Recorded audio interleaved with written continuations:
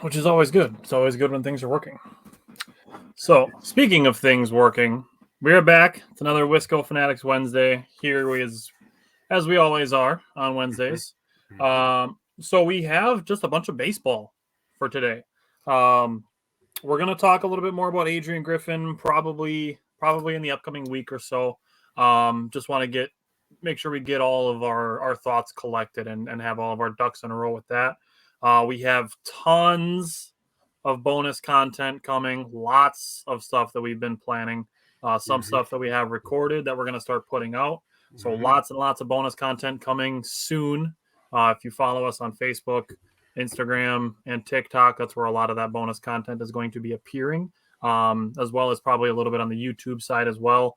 YouTube, like when we do like the shorter videos of the reels and stuff with our stats and stuff like that, YouTube crops it weird. So I don't like posting stuff to YouTube as often when it's multiple of us talking.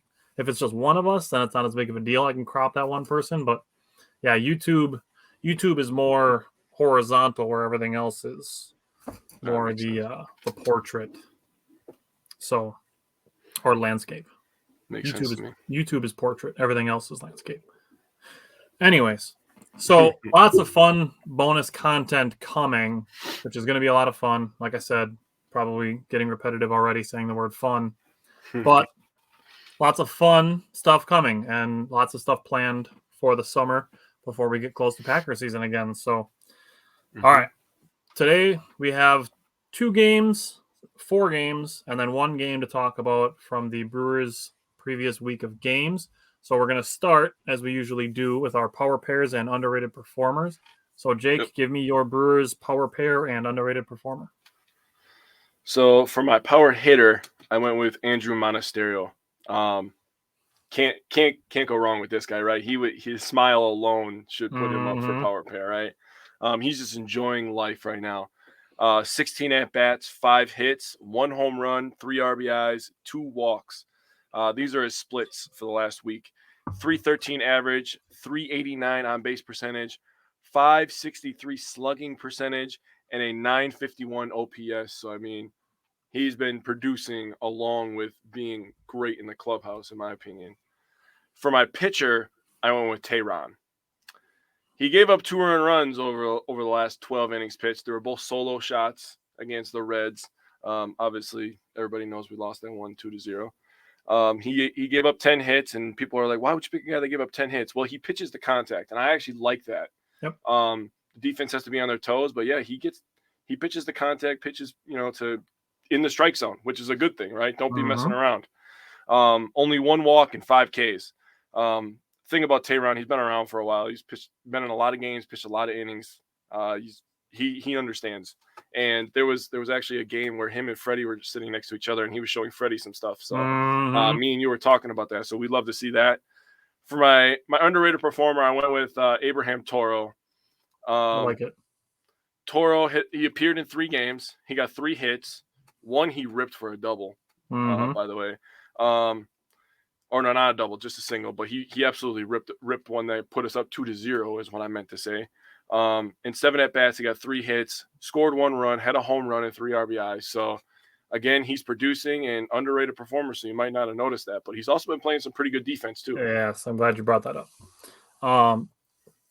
Taylor, welcome back. Right back at you. So I went for my power position player. I went with Joey Wiemer. Joey Wiemer is now on a 7-game hitting streak. He had the walk-off hit last night. And a very, very underrated play because it didn't end in like a diving catch or anything like that.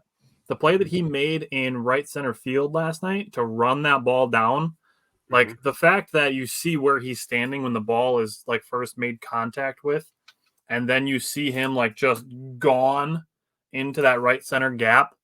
Like that's such a difficult play that goes a little bit underrated because he didn't dive or anything like that to make that catch.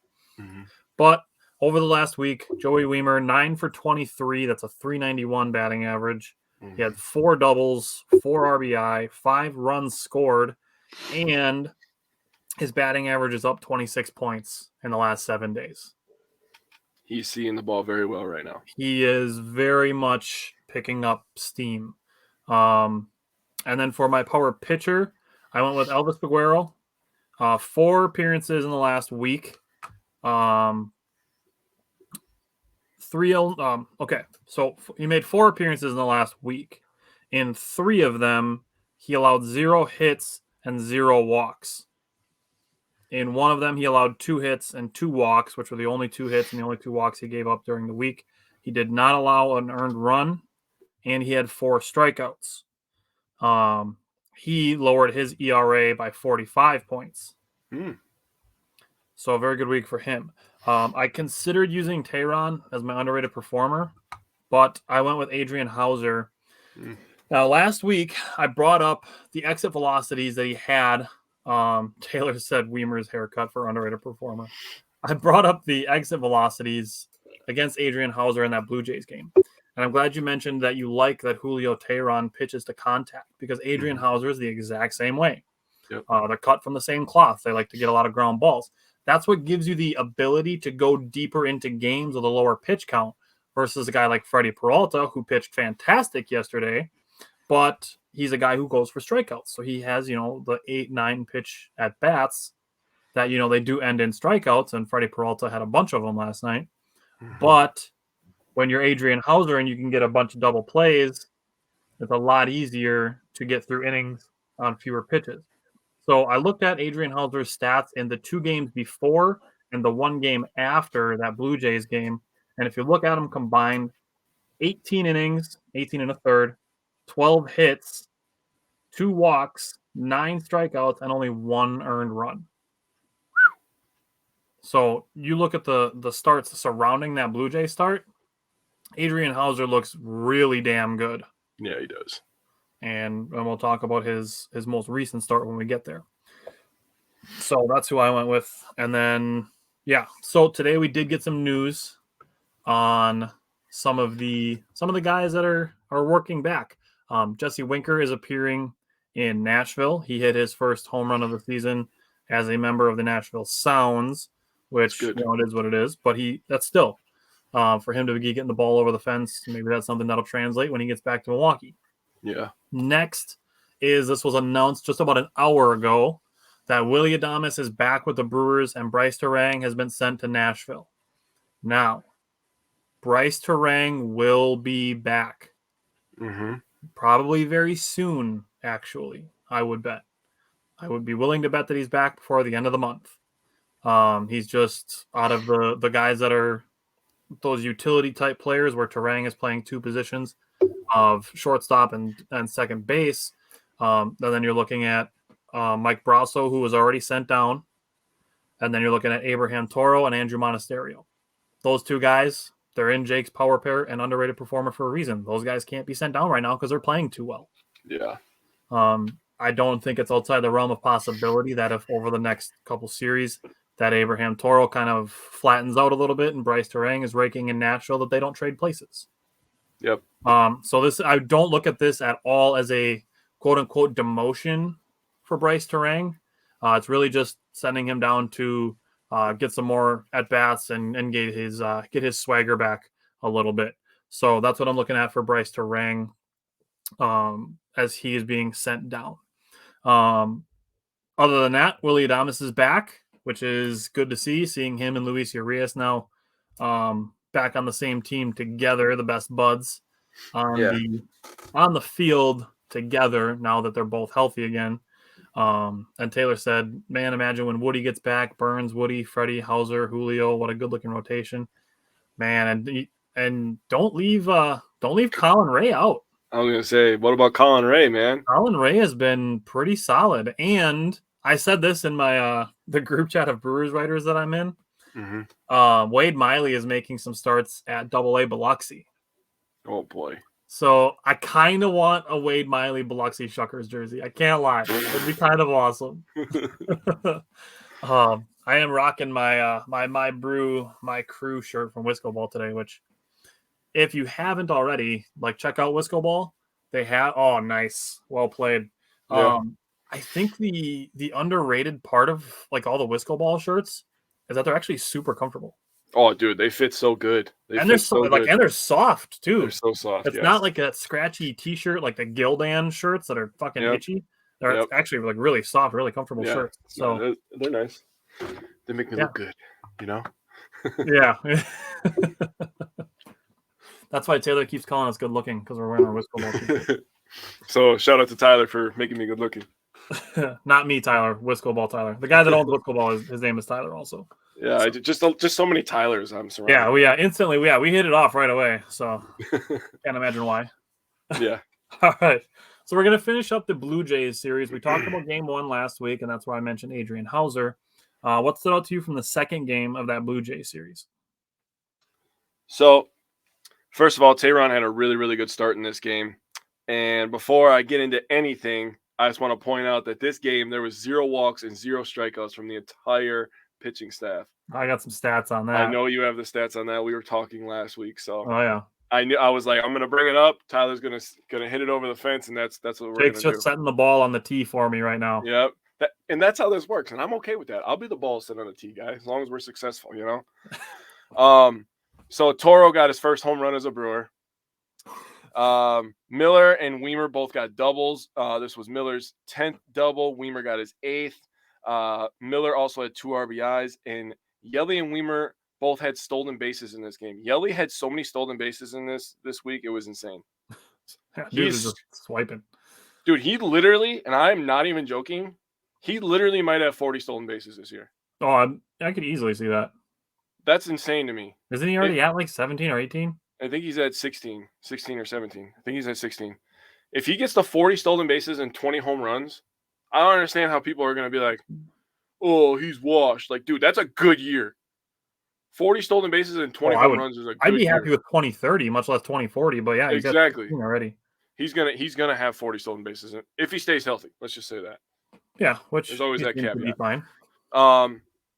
Payamps looked good in this game. It was really nice for the Brewers to bounce back, you know, because they were struggling. You know, we have the hindsight right now, right, of us having a really good week, 5-2 week. Yep. But yeah, thank you.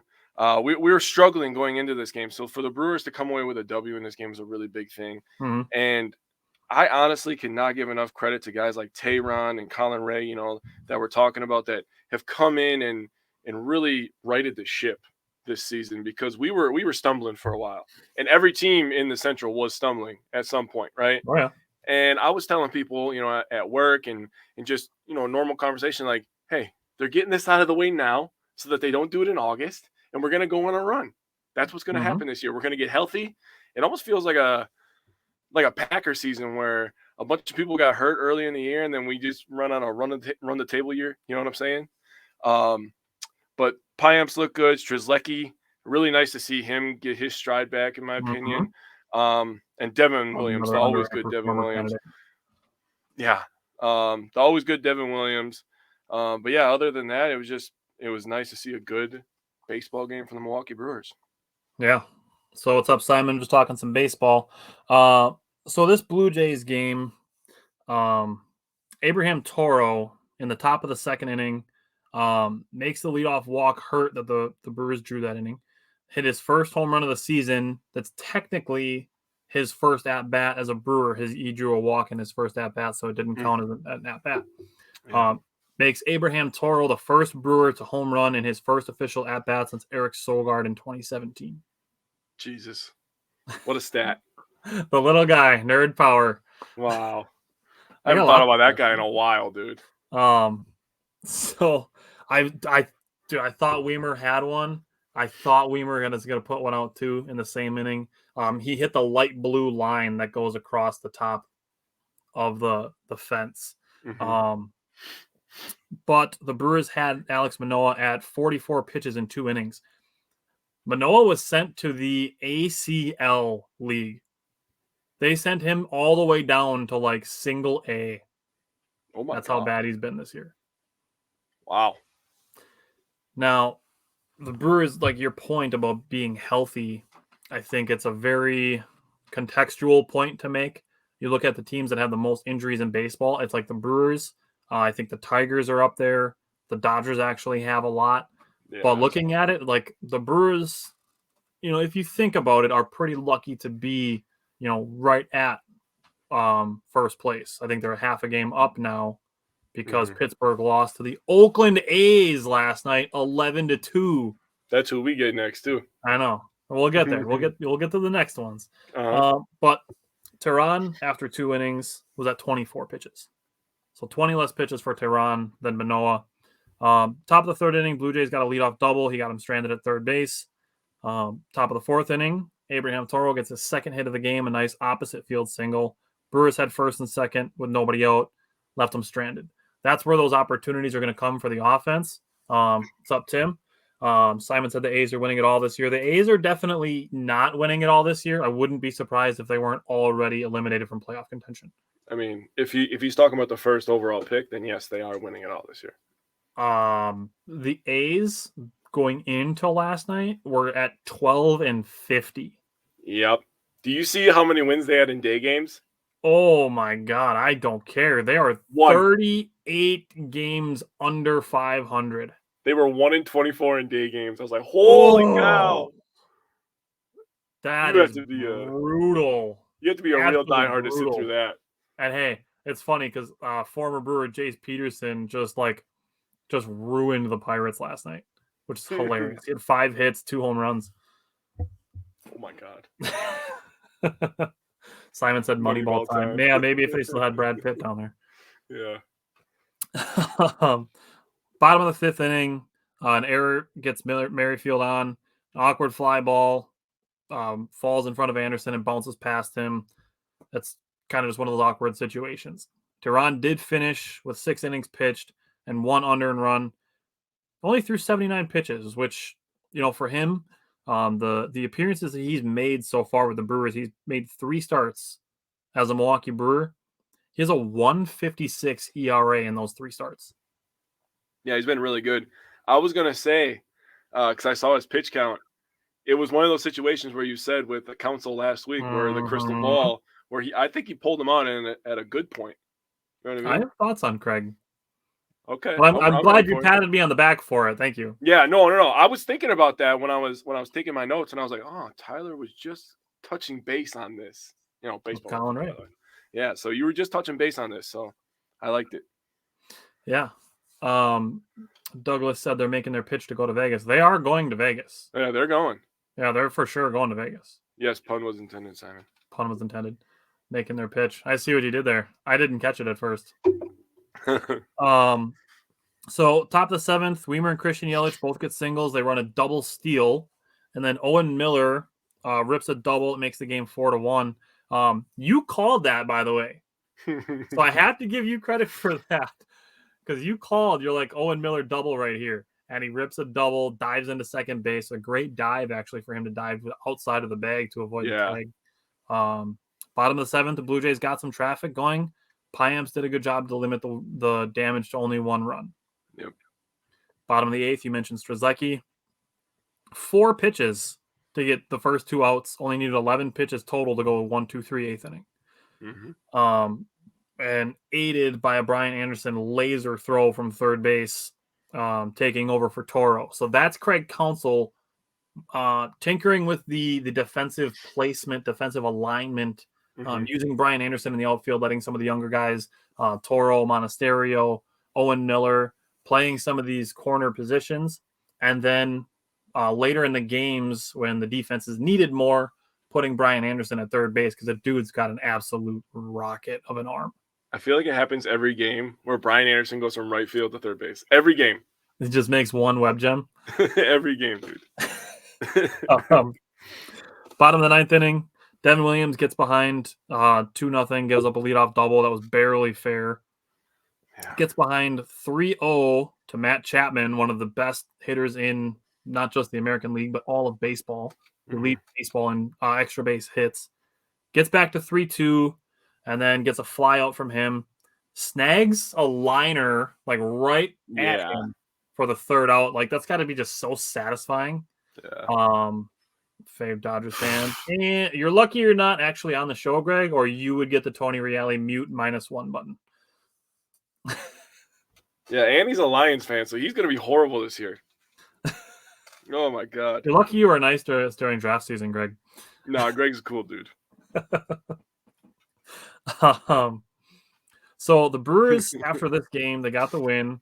The Brewers after this game were 8-3 in road games, decided by 2 runs or less. That was number 1 in Major League Baseball. I'll have to go through and add it up to add the Cincinnati series. But Jake mentioned earlier, he set the ball on the tee for me.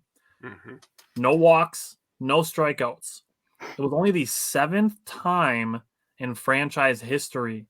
The last time the Brewers did it was July 11th, 1992.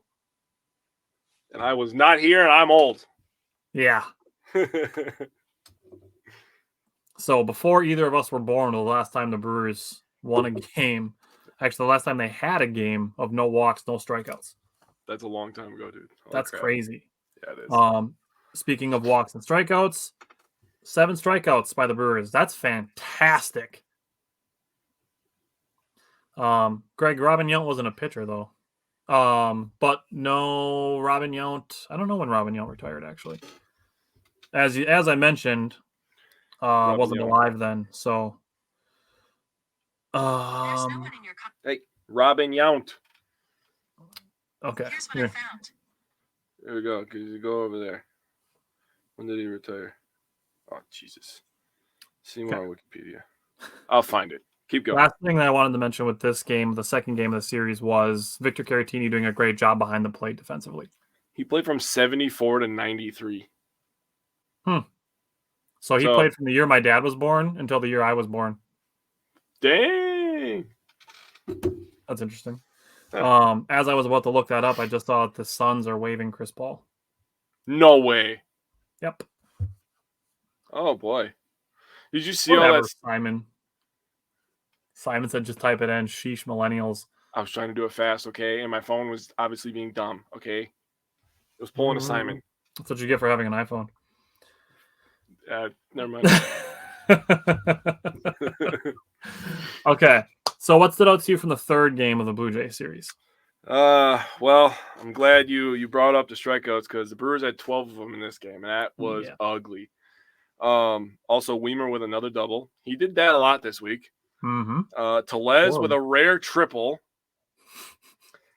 And Freddie Peralta was okay. He wasn't bad, I would say. But 6 innings, 6 hits, 2 walks, 3 earned runs, and 3 Ks. That's an all right start. Mm-hmm. I just have higher expectations for Freddie because I feel like he has that kind of elite stuff. Right.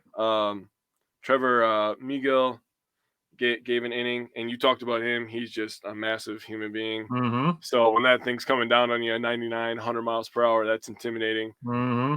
And Peguero also had a good inning. I mean, he had two walks, but the 0 earned runs when you gave up 2 free passes is tremendous stuff, in my opinion. Yep. Other than that, the Brewers didn't have a lot of people on base, didn't do much on offense, but the pitching was still pretty good. They got out of this one. I was really hoping they would get 2 from the Blue Jays, so I would be wrong about my prediction, but they did not. So. All right, Simon's heading out, so we can have a little less heckling from the comment section now. Thank God. It's okay, Simon. You're fired and rehired before the next show. So the thing that stood out to me with the beginning of this game, and this is where Freddie really got hurt, was that the Blue Jays were really being patient versus Freddie Peralta in the first inning. Both of their home runs that they hit against Freddie came on 2-strike pitches. Freddie did a good job to bounce back in the second inning, only threw 7 pitches. And you mentioned the 6 innings pitched. He finished great after the first inning. I mean, the second through the 6th was great. So yeah, I mean, that's really, really what I thought with Freddie Peralta. Greg is also heading to a meeting. Okay. Alrighty. Now we got a lot less heckling from the comment section. But I want to give some credit to Kevin Kiermaier. He's one of the best defensive center fielders in all of baseball. Yeah, that's your boy. The fact that he is their 8th or 9th hitter in their lineup is uncalled for. Yeah, that dude is a really solid baseball player. Yeah, Blue Jays are good too, man. They have a Blue very Jays are good good, and they're playing in Toronto. Yeah. I forgot to bring that up with Toro. That he's a Canadian and he hit the home run. Damn it. I wrote that down too. Damn it. That's what you get for sleeping on your notes. Yeah. So top of the third, I wrote down that Joey Wiemer was heating up in this series. That's where he had the double. The double that he hit was 112 miles an hour off the bat. Oof. When he swings hard. Dude, he's a big, strong kid, man. Big, and strong he's 6'4", so he's big too. You mentioned McGill being big. Like Joey Wiemer is also big. Yeah, dude's 6'4", playing center field and as fast as he is. Yeah, he's also like 220. He's like 220. So he's all of 6'4", 220, man. Yeah, he's gonna be a stud, flies. Man. So bottom of the third inning, Freddie Peralta, another 1-2-3 inning. Bottom of the fourth, another 1-2-3 inning. Bottom of the fifth, he gets a single and a double play, and then a fly out. Only 7 pitches, so kind of like a 1-2-3 inning. Yeah. I mean, Freddie Peralta did pretty solid in my opinion. Yeah. And then you mentioned McGill, the 7th inning, only 1 hit, had 1 strikeout, no runs. He threw 13 pitches. Okay, 13 pitches. 8 of them were 97 miles an hour or faster. That's what he does. He brings the gas. That is his role. Oh, man. Mm-hmm. And then Peguero pitched the 8th, gives up a single. 2 pitches later, double play. Then he threw a walk and a broken bat single to Biggio, which should have been a strikeout in my opinion. Some questionable umpiring, but whatever. And then he follows it up by striking out Kevin Kiermaier with the bases loaded and a full count. That's big boy stuff from Elvis Peguero. That's part of the reason why he's in my power pair. Yeah. Top of the 9th inning, Rowdy Tellez led off with a triple. That's the 3rd triple of his career. Honestly, the funniest thing about that was Tim Dillard going, if you said first pitch slider, Rowdy Tellez is hitting a triple, you know what I'd say? I see it too. So Tim Dillard, just a goofy dude, but we love him. William Contreras drew a walk, and then Brian Anderson grounded into a double play, and Andrew Monasterio struck out. Just kind of an unfortunate end to the game. Yeah. You mentioned the 12 strikeouts, only 3 walks drawn by Brewers hitters. That's a 4-1. That's a tough ratio after being 7 strikeouts and 4 walks the game before. Yeah. Okay. Anything else you want to say about the Toronto series? Nah, man. Playing in Toronto on the road against a really good team. Brewers put up a good fight. It's not like they got killed every game. So Blue Jays are good. Let's not overthink this. Right. Yep. And they're, again, on the road as well. Yeah. So then, going into this Red series, you're like, all right, this is where we're going to start ripping off some W's. And we said this last week too. So. Yep. Yeah. So Brewers and Reds game 1, I have damn near a full page of notes from this game. This was a long game, so I took lots of notes, and then I went back and I looked at some of the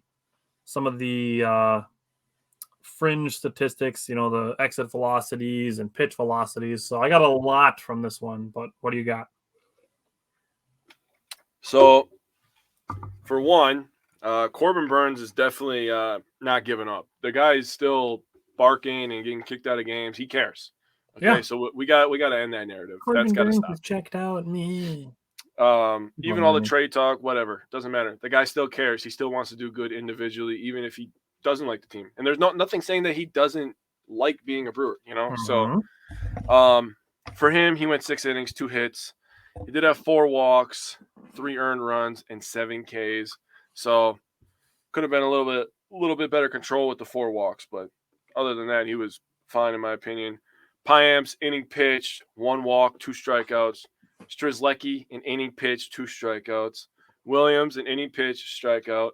Peguero, inning pitch, strikeout. And Wilson ended the game giving up 1 hit, 1 earned run. No strikeouts, but the Brewers got away with a W. So for the RBIs, Carantini had 2 of them. Wiemer with a home run absolutely ripped it. And this is where people started to be like, okay, Joey's starting to see the damn baseball, right? Terang got in the RBI train, and Wiemer with 2 RBIs with 2 outs. So that's a big thing to talk about there. Monasterio got his first double and stolen base, and Terang got his 8th stolen base of the year. So the Brewers put up 5 runs in this game, and I think the offense was starting to hum a little bit, and you were starting to see rumblings of what this team could really be when they're running on full cylinders.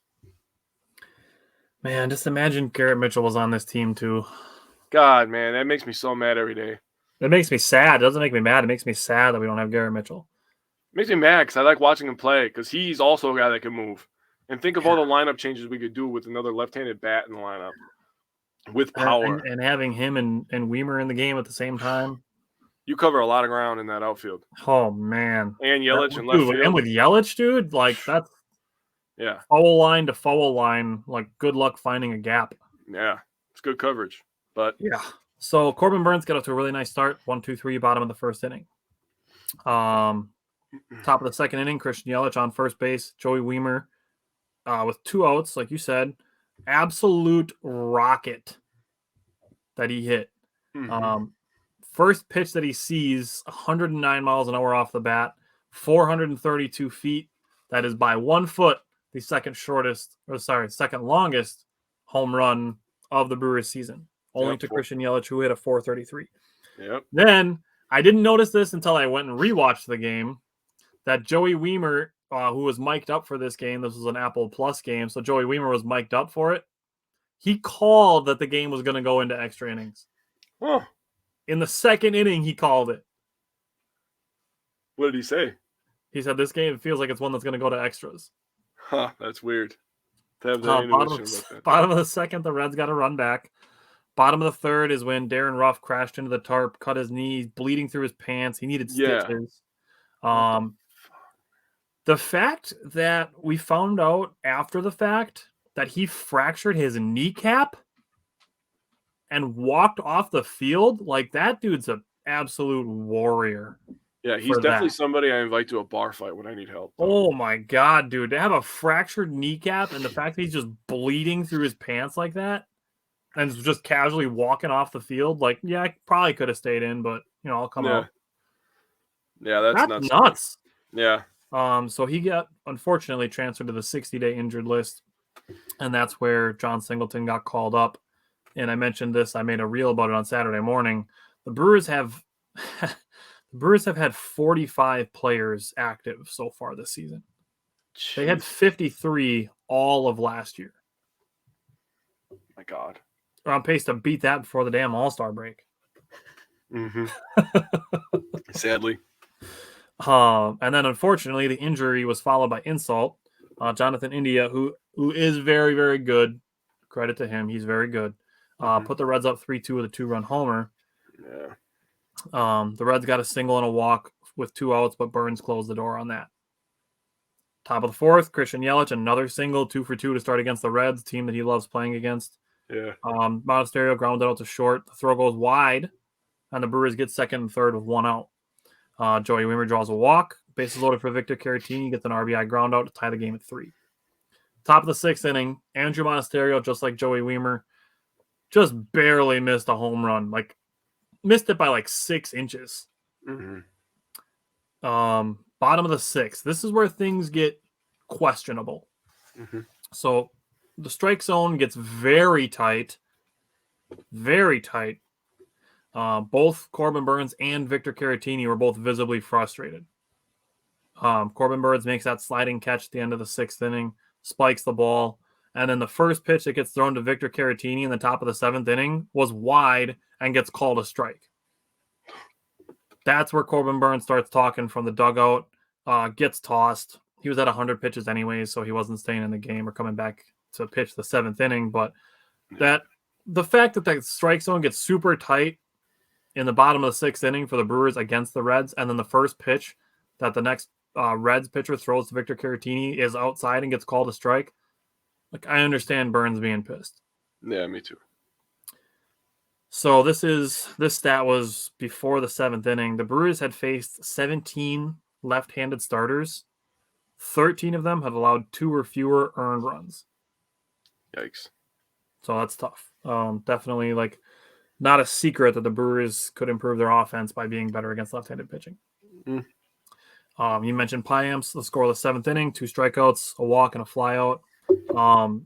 Joel Payamps is just painting the low inside corner with his sinker. Yeah. Just painting corners. Like Bob Ross couldn't paint those corners any better. I don't know. He's pretty good. Man, I mean, we're just gonna paint some happy little baseballs. I love that. I love the idea of like a Bob Ross baseball crossover. That's awesome. Oh my gosh. I did not come into this show today expecting to make a Bob Ross reference. I really Neither didn't. did I. The second strikeout that he had, he changed both levels and speeds. So this is what I wanted to bring up with Joel Payamps, and this is why my notes get kind of long. But so Joel Payamps threw 5 pitches to get his second strikeout. So the first pitch is a low and outside slider at 85 miles an hour. His second pitch is a down the middle slider at 85 miles an hour.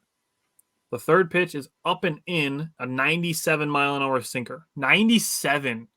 Yeah. His fourth pitch is a low and outside slider at 85, and then he goes to the outer third with a high four-seam fastball at 96.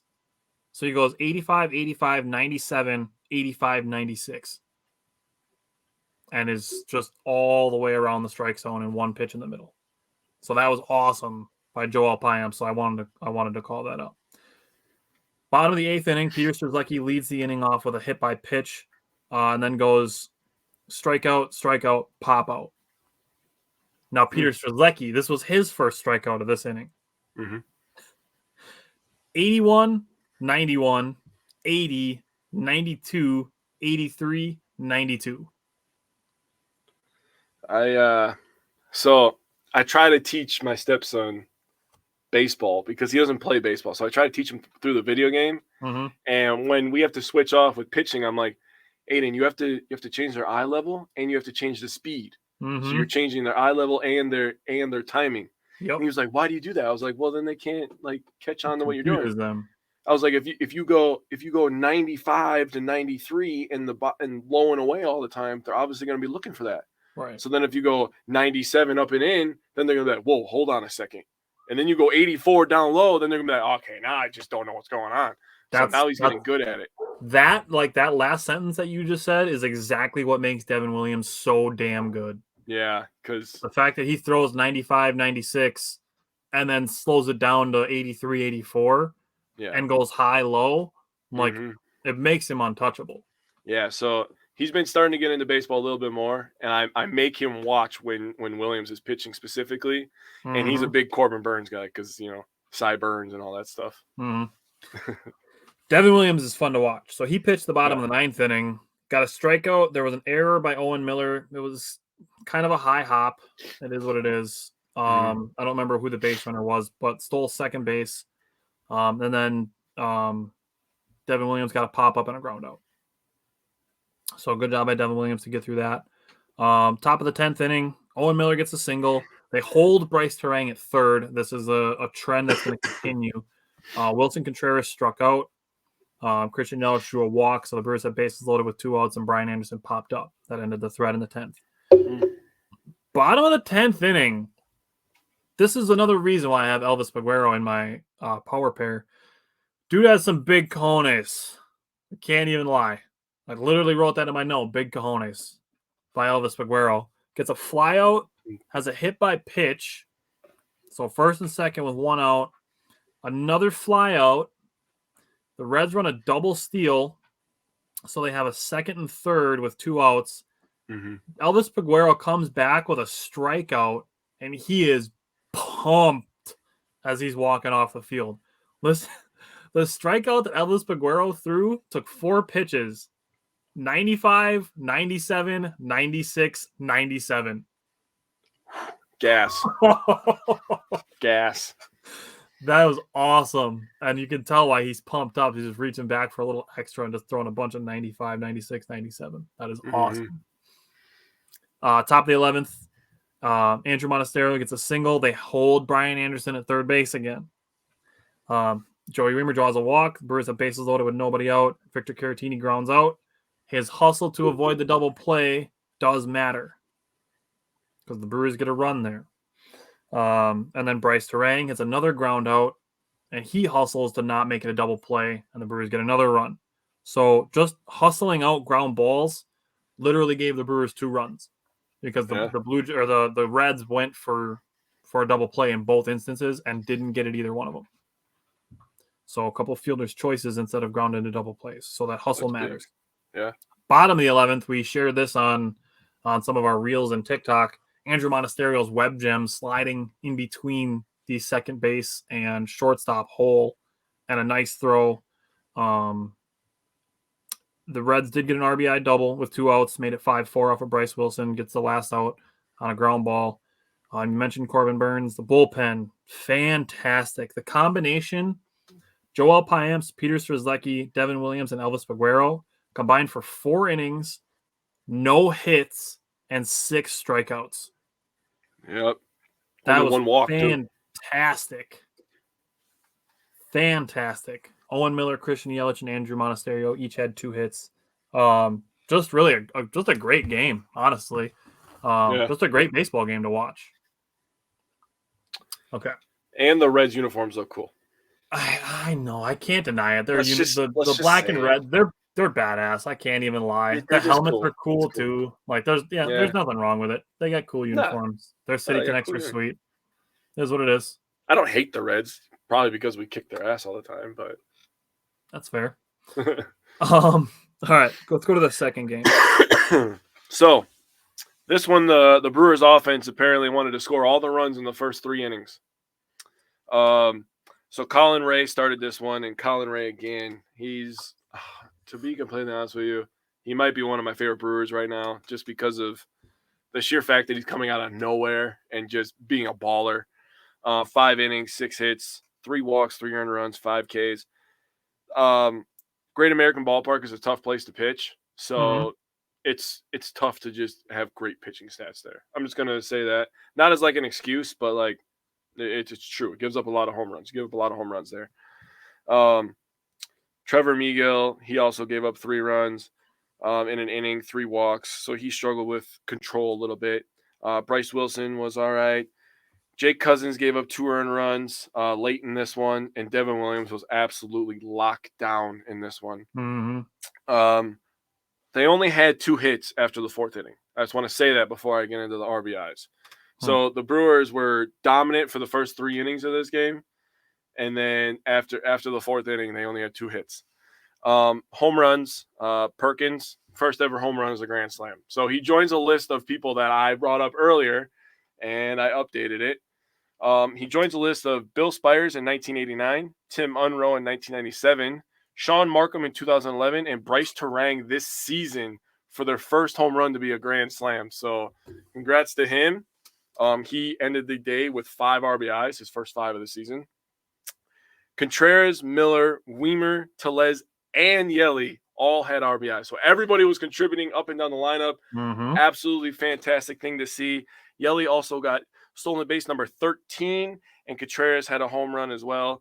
Contreras, I don't know if my expectations for him, and you can answer this, I don't know if my expectations for him were too high, or if, like, is he just, like, not the same? Is it someone with our lineup? Like, I expected him to just be a 300 hitter. I'm not going to lie. I didn't expect him to be a 300 hitter. Well, 280s maybe. Last year with the Braves, he batted 278. Okay. So that's kind of where I would expect him to be, right around there. Yeah. The year before, he batted 215. So for this year, for him to be batting 231, he's pretty much in the middle of that. I would expect him to be at least over 250. Yeah.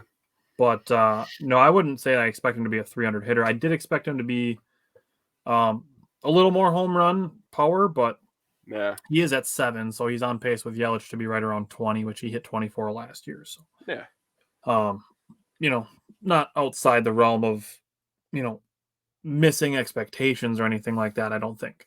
So this game moved the Brewers to 24-6 when they score first. Christian Yelich drew a leadoff walk, stole second base, scored on a Rowdy Tellez single. Bottom of the first, the Reds get the run back.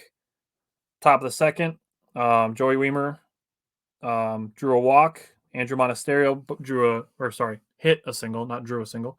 Hit a single with 1 out. And then Blake Perkins, as you mentioned, his first RBI as a Brewer, had an RBI single.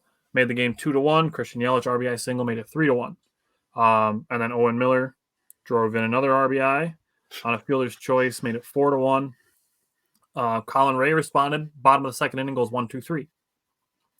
Top of the third inning, William Contreras leads off with a single. Brian Anderson draws a 4-pitch walk. John Singleton just misses a foul ball home run. Like launched a foul ball, just barely foul. Follows it up with an infield single. I did not have John Singleton infield single on my Brewers bingo card. Bro, he can move for a big man. He actually can, because he did that yesterday too. Move. He hit a ground ball and he actually like beat it out to not get doubled up. Yeah, he can fucking move, man. I was like, holy crap, that is a sneaky big man moving. He's faster than Prince Fielder. Oh, hell yeah, he is. So after that, Andrew Monasterio made the first out, and then Blake Perkins hit a first home run as a grand slam, 5th on the Brewers, just like Bryce Strang early in the year. Mm-hmm. Bottom of third inning, Joey Wiemer. It's not anything I'm going to get on his case about, but he got crossed up by another knuckling line drive. And the only thing I can say with that is it's the same thing that he got crossed over on in St. Louis. Like really the only 2 balls the entire season that he hasn't caught. Yeah. But for him, really what he's just got to do is kind of center himself on that more. So that way he can handle, going either direction if the ball moves when it gets closer to him, instead of kind of coming in on the curve like he's used to with normal fly balls and then trying to reach so far that the ball is then out of his reach. So he's just got to kind of center himself on those hard liners a little bit so that he has the opportunity to reach in either direction to make that catch on those knuckling line drives. Mm-hmm. Top of the fourth inning, that's William Contreras hit a solo shot. Bottom of the fourth, Colin Ray, 2 strikeouts. This is Trevor McGill. He didn't have his command at A+. He did give up the 3 earned runs, made the game 10-6. Bryce Wilson, scoreless 8th and 9th. And then Jake Cousins, same thing, just didn't have his A+ command. All 3 of the first 3 batters reached. Brought the tying run to the plate, and that's where Devin Williams came in because it came at potential save at that point. Mm-hmm. Devin Williams goes strikeout, walk, makes it 10-8, and then follows with 2 more strikeouts. Really huge bounce back for him after the 2 walks. Yeah. Both of those strikeouts were swinging strikeouts too. So with this, 2 other things I want to bring up. Both of them are 8 out of 9 things. So 8 out of 9 Brewers starters had hits. 8 out of 9 Reds stolen bases with 2 outs. I saw so many people making a big deal out of the amount of stolen bases that the Reds had against the Brewers in this game. And I went back and I tallied it up, how many of their stolen bases they made with 2 outs, because the Brewers pitching is more focused on the guy at the plate than the guy at the bases. And that's what the guys on the bases want you to be doing. They want you to be looking at them like thinking like, oh, shoot, what about this guy? Getting distracted from the guy at the plate. Yeah. So I'm actually okay with that, focusing on getting the guy at the plate, because then the guy on the bases doesn't matter. Especially in a game where you're winning by a lot of runs. Mm-hmm. Much rather focus on the guy at the plate than the guy on the bases. So the 9 stolen bases, when you consider that 8 of them came with 2 outs, I'm really not that concerned.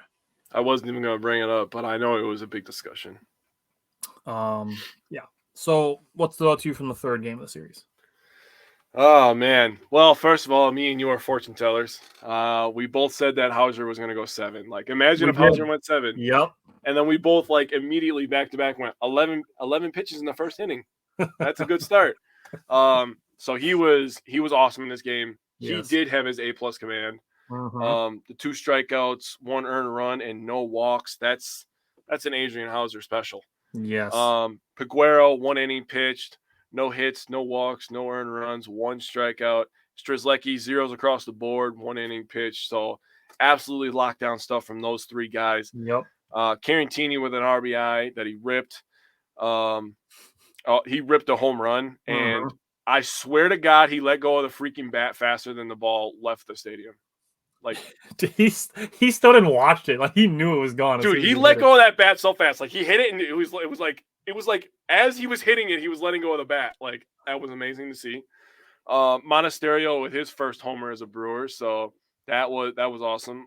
Three RBIs on that one, and Miller with another RBI. Miller just continues to hit. He's not as surprising to some Brewers fans as he was when he first started to get on his hot streak, but he's more of a consistent piece in that lineup, which we definitely needed.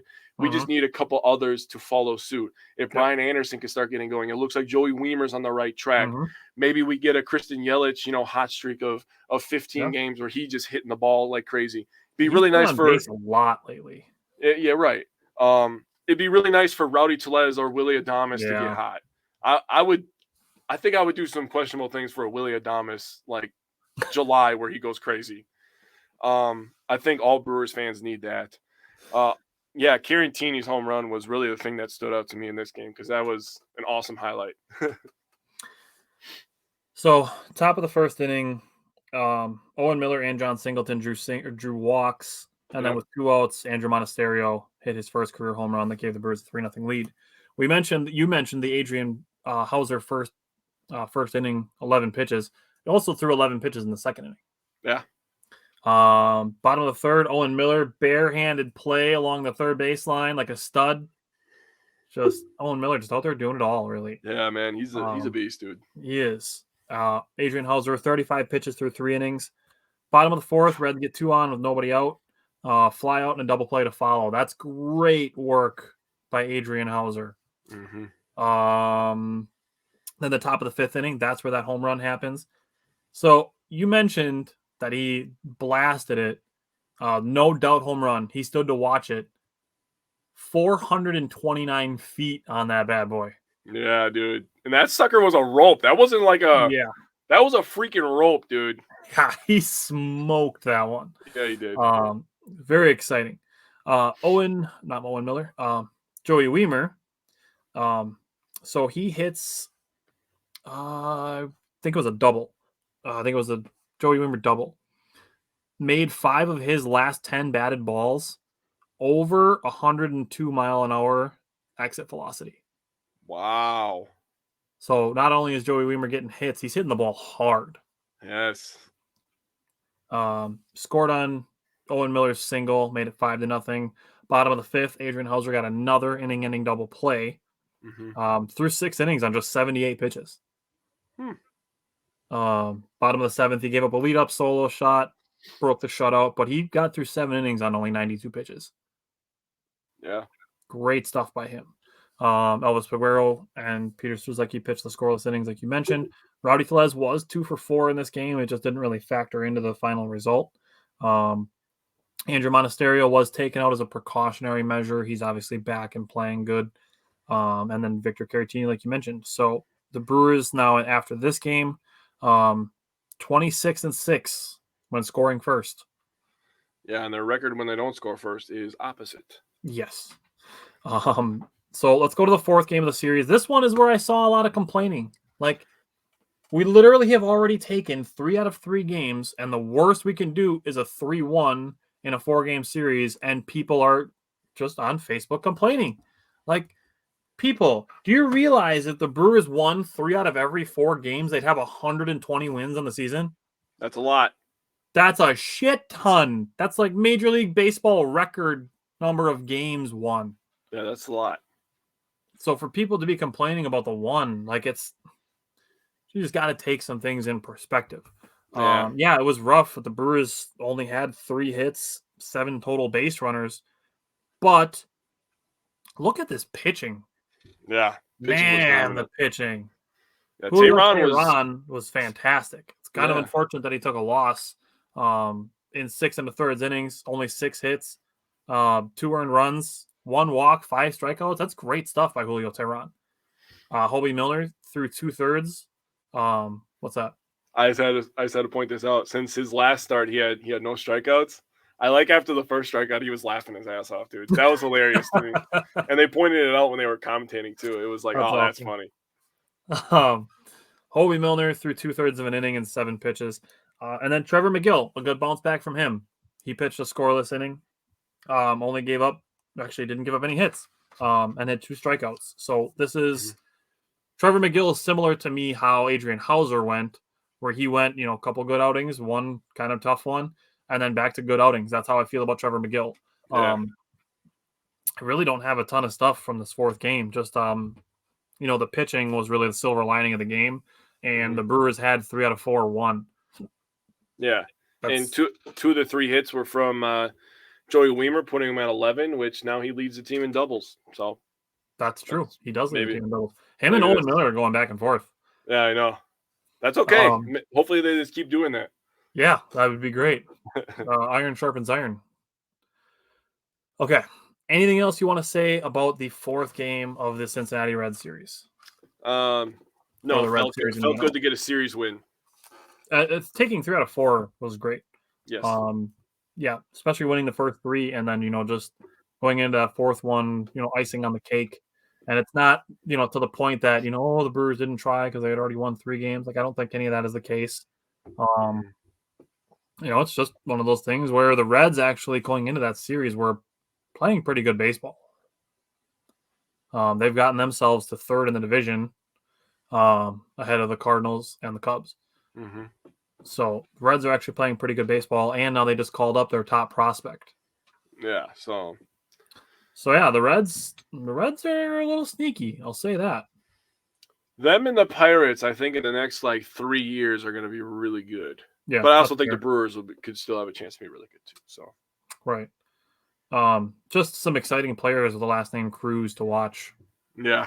Right. O'Neal Cruz for the Pirates and Ellie De La Cruz for the Reds. Some exciting players to watch in our division. Yeah. Good thing we play fewer divisional games starting this season. So they could kill us less, right?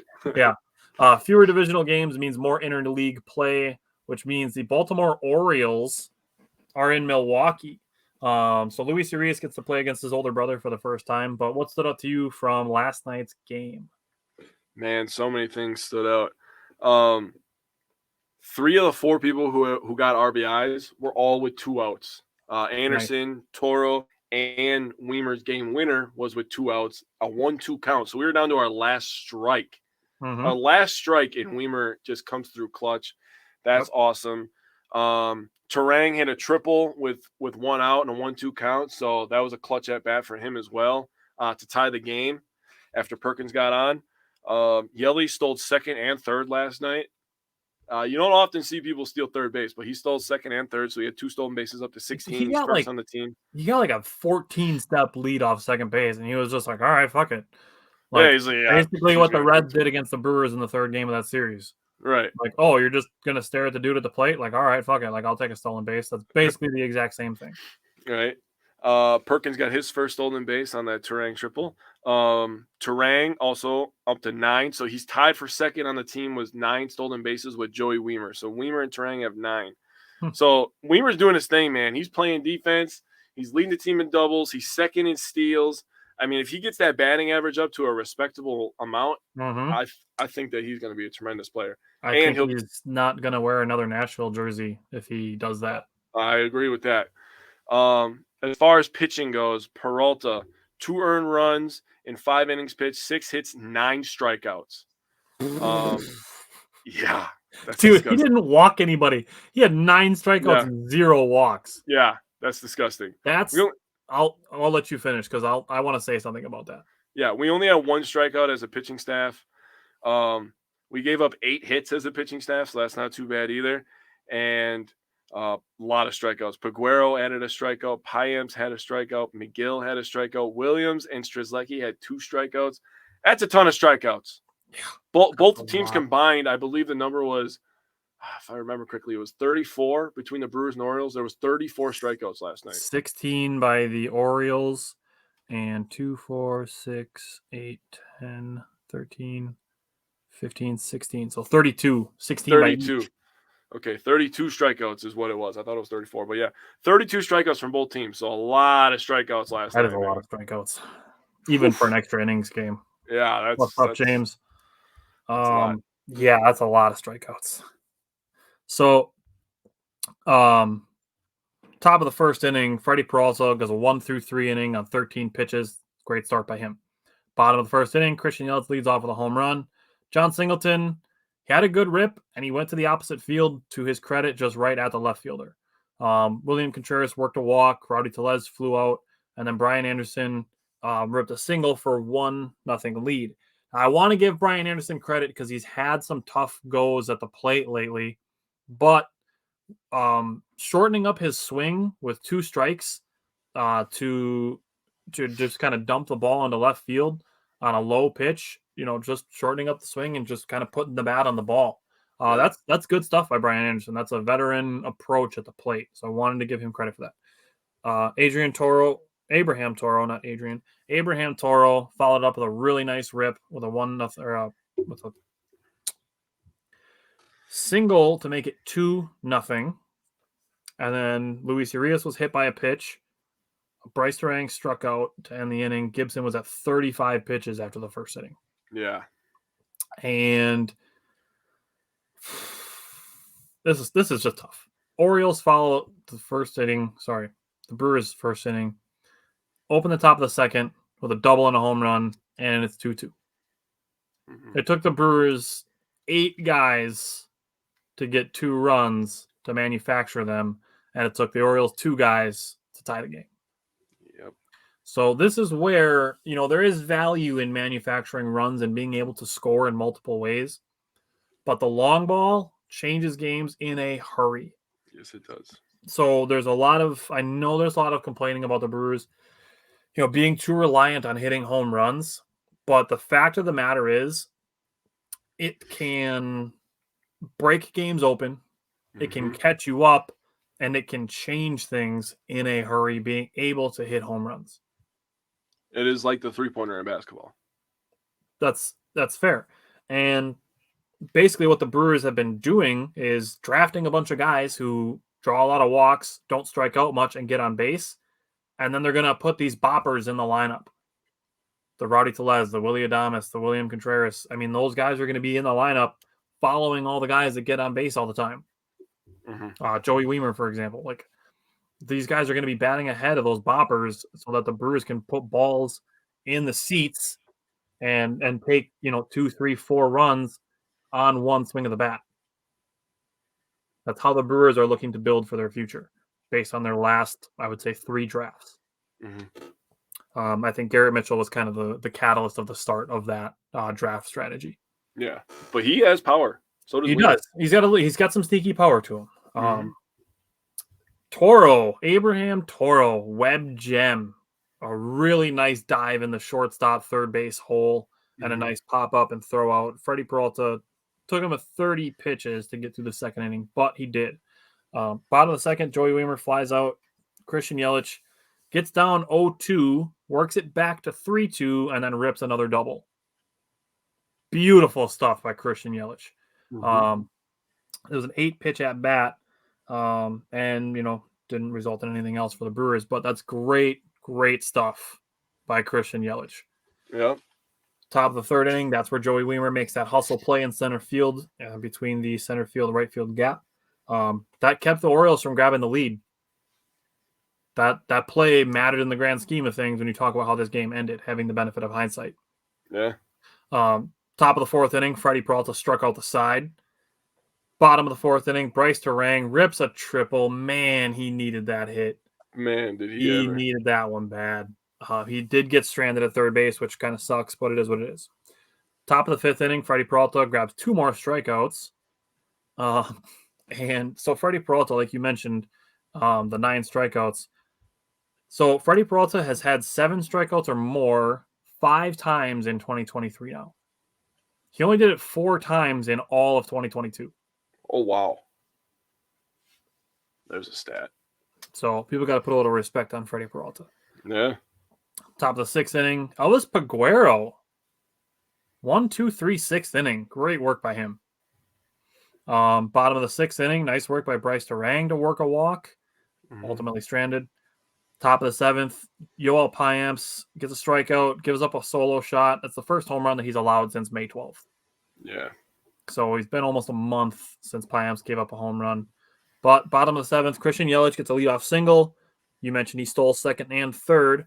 Now, This is the third time that Christian Yelich has had 3 hits and 2 stolen bases in the same game. The last time he did it was September 1st, 2016, as a member of the Marlins. Wow. So it's been 7 years almost since Christian Yelich had 3 hits and 2 stolen bases in the same game. Holy shit. First time he did it as a Brewer. Yeah, good luck, James. Get her done. Top of the 8th inning. Trevor McGill, scoreless inning, capped by a Luis Urias diving catch. That's great work. Trevor McGill hit 100 twice. Bottom of the 8th inning, Blake Perkins, leadoff walk. It was the third straight leadoff batter on base. Then he stole second base. And Bryce Terang, man, he needed this one too. Gets an RBI single, ties the game at 3. Just a big hit. Bryce Terang then stole second. Weimer struck out. Christian Yelich drew a walk. And that was ultimately it. Top of the 9th, Devin Williams, strikeout, flyout. Great work by him. Bottom of the 9th, Brewers, 3 strikeouts. This is where some credit needs to be given to Baltimore. Now, we like talking about Devin Williams because he's an absolute stud. His stuff is untouchable. Now, I gotta look up his first name. Felix Bautista of the Baltimore Orioles. That dude's uncalled for. That dude is so damn good. It's just wrong. Dude's throwing 102 miles an hour, and then he throws a pitch that's 80 and drops 18 inches. That's disrespectful. That's illegal. That should be illegal. Oh my God, that's uncalled for. So nasty. Yeah. Nothing but credit to that dude. Yeah. Oh man, that was. If it didn't happen to my team, oh man. Still even though it happened, it was like, okay, he's good. Oh man, that's nuts. Top of the 10th inning, you mentioned Peter Suzuki. He had 2 strikeouts. Good work by him. Bottom of the 10th with 2 strikes, 2 outs. Joey Weimer hits the walk-off. That's the third rookie in franchise history to have 2 walk-offs. Jeff Jenkins and BJ Surhoff are the other 2. Jeff Jenkins, dude. What a name. Jeff Jenkins. So, yeah. Joey Weimer, the third rookie to have 2 walk-offs in the same season. Now, I want to talk about this because Blake Perkins was squaring to bunt to start the 10th inning. Now, the only time, and I know I am very vocal about being anti-bunt, and I stand by that. I still don't want to bunt. You're giving your opponent free outs, and they thank you for it. The only time that I'm willing to have a guy bunt to move a runner over is in the bottom of extra innings with 0 outs. That is the only time. I'm on board with that. Because what it does is it puts a guy at third base with 1 out where a sacrifice fly can score him. Yeah, and you get 2 cracks at it, really. Or right. 1 crack, really. Well, 1, yeah. You get 1 chance to make an out that scores a run. Yeah. Whereas if you do it with 1 out and you bunt to advance a runner, you still need a hit. Mm-hmm. And most of the guys on the Brewers are fast enough to score at second base on a single anyways, so there's really no point in doing it. Yeah. And obviously you don't bunt with 2 outs, but I mean, there's no incentive to do it at any other point. I'm okay with that. And I know people will claim, the Brewers lost this game by 1 run. They lost this game by 1 run. You don't know that when you're going into the 3rd inning of a game. Right. That 1 run is going to make the difference. Right. Because what it does is often the main thing that it does is it usually takes your chances away from scoring multiple runs to settle for scoring 1 run. Fuck that. No. I would much rather have a chance to score multiple runs than to have a better chance of scoring 1. Like you're talking about playing small ball, that you're literally playing small ball. True. And I get that the Brewers have the pitching to win close games, but I mean, they've had a couple games where they've gotten some big leads and some teams have kind of come back on them a little bit. So no, I don't want to have to rely on winning games by 1 run. Brewers are good in 1-run games, though. I want to score lots of runs. True. so that we don't have to sweat these games out. We don't have to have all these high stress, Devin Williams coming in for 5-out save games.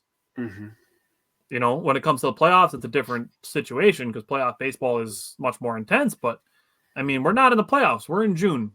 Yeah. So the only time I want to bunt is in the bottom of extra innings of a tie game with 0 outs. That's the only time. Well, I agree with you. This game moved the Brewers to 9-3 in one-run games and 3-0 in extra inning games. 4-0. This 4-0. was Sorry, 4-0. They were Sorry. 3-0 before this one. Yeah. Now they're 4-0. 4-0. Yeah. This game also. You got that one already. Okay. So, yeah. 4-0 in extra inning games. Now, looking at the schedule, the Brewers have tonight and tomorrow against Baltimore, and then Friday, Saturday, Sunday against Oakland. Mm-hmm. Then they're off Monday, and then Tuesday, Wednesday at Minnesota. So we're looking at 7 games. What do you think? How many games are the Brewers going to win out of 7 in the next week? I'm going 5-2 again, man. I think they'll split with Baltimore, sweep the A's, and they'll split with Minnesota. That's exactly what I have in my notes. I have 1-3-1 written for those. A 5-2 week. Take one of the 2 from Baltimore, win that series. Would be a nice series win to have. I agree with you on the sweep of Oakland and splitting in Minnesota. So that's where I'm at as well. Corbin Burns is due for a Cy Burns outing. Yeah. He's overdue. Last outing, but he's overdue. And I will say on the subject of Freddie Peralta, what I wanted to say about him is last night we saw the capability that he has of being an ace level starting pitcher. Yep. I believe he has that capability. It really just comes down to execution with Freddie Peralta. Yep. I believe he has that capability of pitching at an ace level. And he just needs a little respect put on him. So, all right. Anything else you want to throw out there? No. Let's go another 5-2 week, and all of a sudden we'll start separating ourselves from the pack, man. Yes. Did you intentionally say Pac-Man? No. Just happened. Okay. Beautiful mistake. All righty. We will be back next week. Next week, we're going to have a little bit of extra stuff. We're going to get a little more information from the Adrian Griffin press conference. Look into some of the more nuanced ways the Brewers can improve. And like I mentioned at the start of the show, we got a lot of extra bonus content coming and a lot of stuff planned to have some fun stuff going on this summer with some bonus episodes and such. Yep. Other than that, we are looking at doing Mill Street Day. It is going to be July 8th in Plymouth. That's going to be a fun time. They shut down the main street in Plymouth, and it's just packed with tents and people and cool vendors and stuff. We will be there. Mental Health America Lakeshore will be there. Tyler from Wisco Ball will be there. So it's just a really good time, and we are going to be there as well. So July 8th, come out for that. Other than that, I will see you next week. Yep. See you next week, man. Thanks for watching, everybody.